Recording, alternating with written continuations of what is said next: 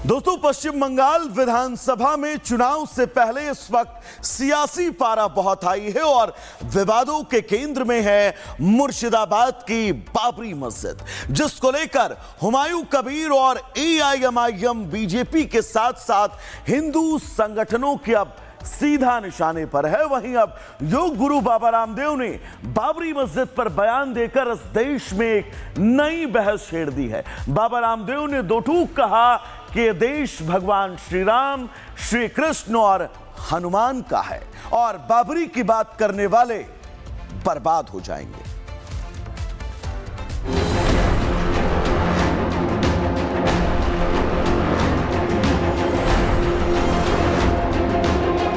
बंगाल में विधानसभा चुनाव की आहट है और सियासत का पारा अभी से 7वें आसमान पर है। लेकिन इस बार मुद्दा सिर्फ विकास या दीदी बनाम दादा का नहीं है।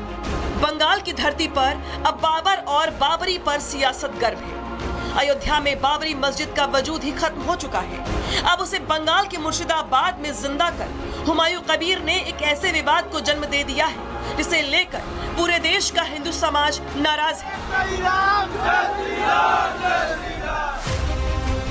मुर्शिदाबाद में एक बाबरी मस्जिद की नींव क्या रखी गई? बीजेपी के साथ साथ तमाम हिंदू संगठनों ने हुमायूं कबीर के खिलाफ मोर्चा खोल दिया। हिंदू संगठनों की तरफ से हुमायूं हम आएंगे, बाबरी फिर से गिराएंगे और बटोगे तो कटोगे, चलो मुर्शिदाबाद जैसे नारे बुलंद किए जाने लगे। बाबरी मस्जिद की सियासत में अब योग गुरु बाबा रामदेव की भी एंट्री हो गई है। रामदेव ने बाबरी को लेकर चुप्पी तोड़ते हुए सीधा हमला बोला। बाबरी समर्थकों को भारत की संस्कृति की याद दिलाई। चेतावनी देते हुए रामदेव ने कहा कि भारत बाबर का नहीं बल्कि भगवान रामकृष्ण, हनुमान और शिव का देश है। बाबरी की बात करने वाले बर्बाद होंगे। भारत राम कृष्ण हनुमान शिव देवी देवताओं का देश है, ये बाबर का देश नहीं है। जो बाबर की बात करेंगे वो बर्बाद हो जाएगा। तो सुना आपने, बाबा रामदेव ने साफ कर दिया है कि भारत में आक्रांताओं का महिमा मंडन बर्दाश्त नहीं होगा।